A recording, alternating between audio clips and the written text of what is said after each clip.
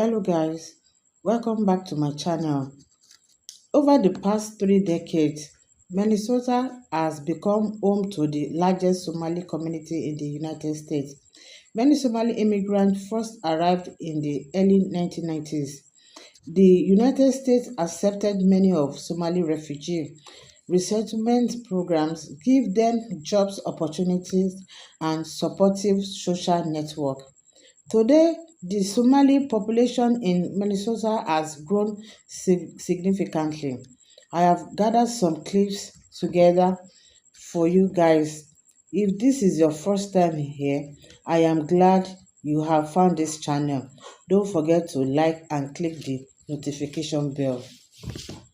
And as always, credit goes to the original creator of these video clips used in this episode. And for disclaimer purposes, these videos are for educational commentaries and is not meant to hate or discriminate anyone. I'm not mad at the Somali people. I want y'all to hear me loud and clear. I am not mad at the Somali people in the state of Minnesota. I'm not mad at them. You know why I'm not mad at them? Because what they're doing is what happens when people come together to build an empire. And that's what they have done and are doing. They have created an empire in the state of Minnesota. And they are unified by one ideology, by one politics called Islam. They're not divided by some gender ideology. They're not divided by feminism. They're not divided by some type of queer politics or anything like that. They're not divided by liberalism. Because Islam, the kind of Islam they practice, it is resistant to liberalism. It is resistant to feminism. It is resistant to any type of ideology that would disrupt them internally. And you know what's so interesting? I'm going to say this. You know what's so interesting? What they're doing is what the Nation of Islam has been preaching since the 1930s. The Nation of Islam has tried to get Black Americans to do the same doggone thing since the 1930s. Elijah Muhammad preached it. Malcolm X preached it. Louis Farrakhan preached it. But now you see this thing in action in the state of Minnesota among the Somali people. And the president has a dilemma. And the dilemma is this, is that these people are entrenched. They are part of this society right now. Many of them are citizens. He can't deport all of them. And they're having babies. That's the thing. They are outbreeding the whites. And they're collective. I've been to Kenya. I've been to Africa. I've been to Uganda. I see how they work together in those countries. And what they're doing in those countries is what they're doing right here. I ain't mad at you. I ain't mad at you. Shout out to the Islamic Kingdom in the state of Minnesota. Y'all out there, the Somalians is talking reckless. Y'all is talking reckless, especially it's one Somalian. I don't even know if I should call him brother because they don't want to be identified. They're not like us. So whatever, it's a Somalian man or Somali American man talking directly to Trump saying, hey, Trump, you go first. You leave first. You think we leaving? We ain't going nowhere. You going first. Show us how you own this country. He is talking big and reckless. This is ours. He's saying we ain't going nowhere. If y'all think we going somewhere, y'all got another thing coming. Y'all haven't even witnessed the takeover. They saying, Trump, you witnessed a small part of the takeover, but you ain't witnessed the total degree of what the Somalians have came to do. I mean, they talking, listen, some people could learn some stuff about from them, about how arrogant they is about this country that they are taking over. Gosh, I'm just saying, this whole Somalian thing, I'm trying my best to not like get emotionally attached or invested into it, but it's a lot going on. It's a lot going on. I'm gonna keep y'all posted because they talking reckless. You know, as if several $billion in fraud isn't enough, the Somalian community in Minneapolis is demanding more. Somali of small business owners, not those who make 200,000 and above.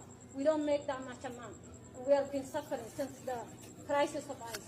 We also demand an immediate help to evictions so families are not pushed to homelessness during the crisis. Our community deserves accountability. Our community deserves safety. We need also justice for those who lost their lives defending the community.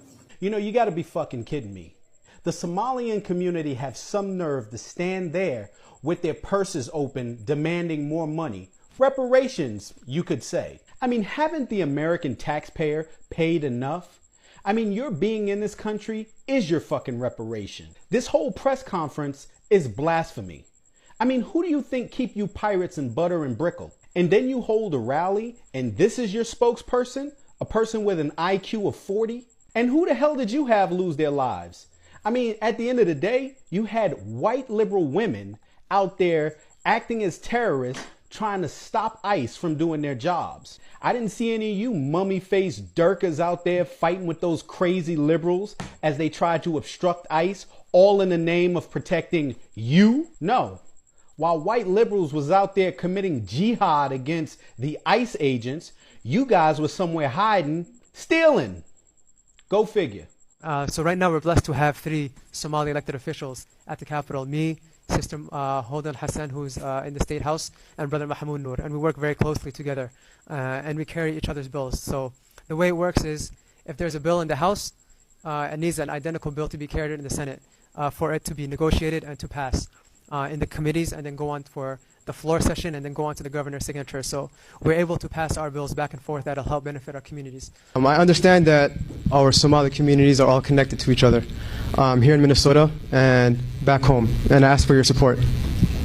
There's always been a link between our community here as well as back home, and I'm running to bridge that gap and unite all of us and represent all of us, because when we succeed here, we succeed everywhere. This is the problem with so many Americans who lack true perspective of the world. They reject the premise that any of these people from the third world can truly just have bad intentions. When you're dealing with people from cultures that are in perpetual survival mode, they are perfectly willing to lie, cheat, beg, borrow, and steal in order to get what they want. And they see the United States as ripe for taking advantage of. They build up these large communities which become important voting blocks, infiltrate the government, and then use the resources of the United States to solely benefit themselves. They don't see themselves as part of the American fabric. They're not interested in benefits to the rest of the people who live in their city. They are marauders. They want the city of Minneapolis to give as much as possible to them so they can turn around and give as much as possible back to Somalia. That is their end game. They have no loyalty to the United States. This radical argument from the left that somehow diversity is our strength is completely ludicrous. We should be able to point out there are good cultures and there are bad cultures. And if you import tens of thousands, hundreds of thousands, millions of people from places with bad culture and then discourage them from assimilating into our way of life, how does that benefit America at all? But the Democrat racial politics philosophy is if you have the nerve to criticize the cultural practices of any black or brown country, it's because you're looking at it through a lens of white supremacy. So the last thing I'm going to show you really just hammers in the point of the problem of mass migration from cultures that are antithetical to the way of life here in America, and the absolute dangers of letting these cultural beliefs dominate our politics. Someone quote tweeted Omar Fateh's Zoran Mamdani wannabe video and said, "The reason why so many Somalis look like this is because nearly half of all Somalis are product of first or second cousin marriages." Now, I for sure thought that this had to just be a factless, baseless, racist comment, but it's actually factually correct. Here's Grok's response to that question. Precise data on inbreeding rates in Somalia is limited and varies by source, but studies suggest Consanguineous marriages, particularly first and second cousin marriages, are common due to cultural practices. A 2020 study indicated that 48.7% of Somalis are products of first or second cousin marriages. And I promise I'm not just showing you guys this stat to like rudely bash Somalians here. I'm just trying to highlight the point that some cultures are completely incompatible with Western civilized society. If we're going to allow people from places like this into our country, the very least we can do is tell them that having babies with your cousin is not acceptable here. Not encourage them to keep all of their cultural practices because it would be racist to tell them to do otherwise. I've been seeing stories on Twitter of soldiers who served in Afghanistan talking about the violent sexual crimes that are committed against women and children. And US soldiers were banned from intervening because their commanding officers told them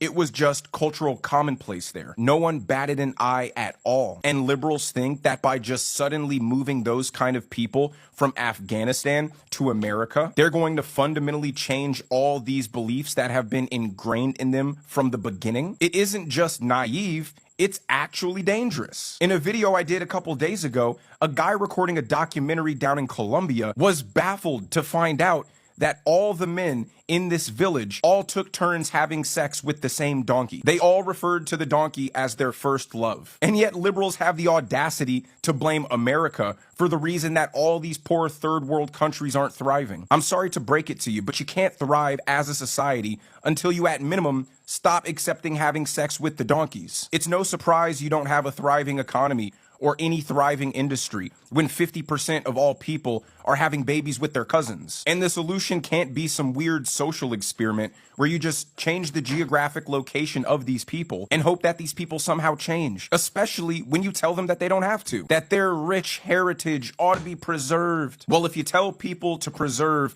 having sex with donkeys, having babies with your cousin, abusing children and women, it's only going to have one effect, and that is making the United States much, much worse. But let me know what you guys think down in the comments section below. If you enjoyed the video, make sure you hit that like button. Make sure you subscribe to the channel if you haven't already. Turn on the notification bell so you never miss a video. And I will see you guys in the next one. First things first, I'm actually so shocked that Trump is attacking us. I think Trump should be thanking us in multiple ways, and I'm going to explain. First things first, I think we are a good example of what the American dream can look like. Like, Somali Americans, and it's making me sad and it's funny. Like, I know Somali people are very funny. We're like the class clan who also happens to be valedictorian. Somalis in Minnesota are so successful. I take multiple trips a year to Minnesota and I leave so inspired. You have Somali-owned law firms, Somali-owned pharmacies, Somali-owned everything you can think of. And it's so inspiring to see that what my community could do in just 30 years. Literally, we came to this country not speaking English, not knowing anything. We're Black, Muslim, we're immigrant, and we're able to be that successful. It should be really applauded. Like, I need Trump to stand up and applaud for us because it's shocking. Literally, my friend just moved to Minnesota and she was telling me how when she gave birth, it was an all Somali staff. Her midwife was Somali. Her doctors were Somali. Her nurses were Somali. Like, that is so beautiful to see and it should be celebrated, okay? Second of all, Trump, you should be thanking my people for giving a random Midwestern state that much clout and money. Like, I don't think, other than Chicago, I think Minnesota is really popping when it comes to tourism because of Somali Americans like me, okay? So you should be thanking us because Minnesota would have been nothing if Somalis didn't move there. Like, if we're being honest, like, we have made that state pop and we have made it beautiful for the rest of the world. So you should thank us, and if you want, you can donate Minnesota to the great country of Somalia. Like, I think it's a nice trade-off. And last but not least, I'm so happy that people are discovering how funny, witty Somali people are. We're very confident. And although Trump said what he had to say, like, I want him to know, Yani, like, it didn't even, like, bother. Like, it didn't do anything to our confidence. We've heard everything you've said before. People always make fun of Somalia, da-da-da. But I still think I'm better than everyone. Like, God has made me Somali Muhammad. Like, I'm okay. I'm okay. On top of that, I'm Somali American, broski. Like, I'm winning on both sides. But yeah, it's just nice to see that everyone's realizing Somali people are very funny, very confident. And that's never gonna change. It has not changed since colonial days, baby boy. And it's not gonna change because somebody right now decided to make fun of us. We're actually winning the war, so. But yeah, that's all I have to say. My biggest fear in life is that this man may never witness our full takeover. Yes, he may never witness that. He already witnessed our partial takeover, our little success in America. And he is the reason actually I know that the community in America is thriving. He is how I know. It's like, he's how we measure our progress. If he doesn't tweet, somebody messed up. I know it. Somebody fucked up the plan. If he tweet, I know. I know. We're doing the right things. Yes. That's how I know. So, he's old and sick, I know. He may not witness our full takeover. But I promise you that his sons will witness. Just like him. We came to exist in this country. See? The land of free men. The land of opportunities. And we're here. Yes. And we're not leaving, actually. We're not going back. What do you mean go back? You should go back first. You see? If you come fast, you go fast. See? Just like you. Tell me how you own this land. Explain to the world how this land became your land. Tell the world. In summary, in reality, the Somali population in the United States is relatively small compared to the total population. The United States has over 330 million people, while Somali American number only a few 100,000. This means they represent a very small percentage of the overall population. So I wonder how they want to take over. The phrase taking over is often used in politics or emotional way rather than a factual one. It may reflect concerns about immigration, cultural change, or economic competition. I want to hear your thoughts on this comment respectfully. Don't forget to like and subscribe. See you in my next video.